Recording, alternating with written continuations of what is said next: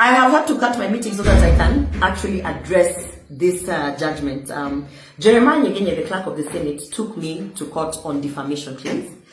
And in fact, this was the funny thing.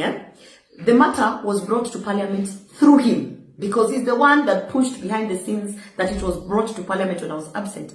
They discussed it in my absence. I responded when I was in New York through a video. He took the video, and that is the video that he took to say that he was defamed. Now, my claims are still on the table. I've written an official letter to Parliamentary Service Commission, to the chair of Parliamentary Service Commission, Mr. Wetangula, the Speaker of the National Assembly. They ignored my letter.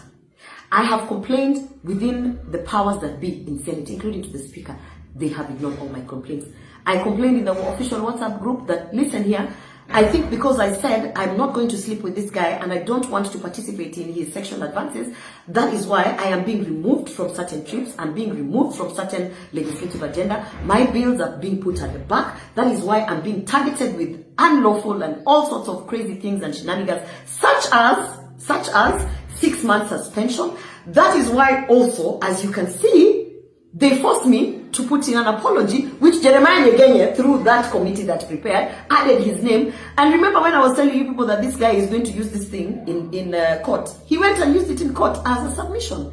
Now, I am a believer of the judicial system, and I do believe that as much as there are many legal loopholes that criminals, rapists, murderers are using to win cases, I do believe in the judicial system. That is why I have placed an appeal. I am going to appeal this judgment that has come out. I've had people saying, oh, 10 million, oh, when it rains, it pours, I don't know what. The machinery that is even being used to push this narrative is the UDA machinery that is actually supporting people like Jeremiah Nyegenye to continue with these things that they are doing in Parliament. Every single person that has worked in Parliament or has had an interaction in Parliament will tell you there is sexual harassment in Parliament. They will tell you they don't speak about it because this is what happens to you when you speak about it. So, and I mean, we are living the times where we have seen even politicians being put on platforms and being told to turn around so that we can see your behind. This is a culture that somebody has to say no to. And I know that there's a price to pay to say no to that. And I'm willing and ready and capable to pay the price, because I was raised as a person who does not exchange sexual favors for whatever. That is not how my father raised me. And anyone who has been in my space knows, in fact, wanasema unajiringa, unajifanya, but that is not who I am. And there are many girls and many women who are finding themselves in compromising situations. You saw how Sabina Chege, actually a woman of her stature and her age, just succumbed to turning around to show her behind, because that is how the powers that be force it. So I want to say this to Jeremiah Nyegenye and to the public that cares to listen. No one has investigated. No one has investigated. Ever since I put up and said, listen guys, this guy is punishing me for saying no, not one single independent body or person has investigated and found that indeed Jeremiah Nyegenye is innocent. The only thing you have to do, even beyond investigations, as the public, why is the Senate refusing to put public the travel reports?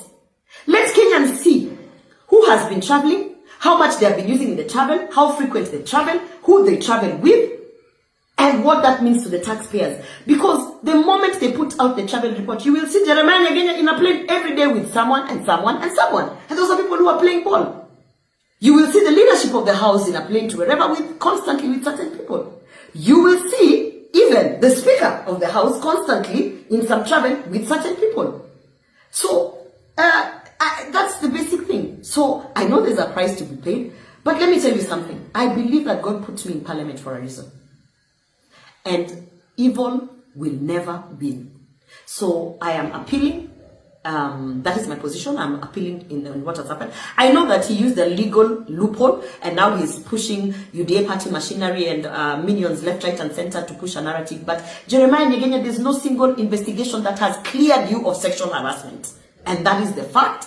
And the Senate has not carried out any investigation. Do not lie to Kenyans. And Kenyans, ask for the travel report so that you can see how your billions of Kenya shillings is being spent in exchange of sexual favors and trips.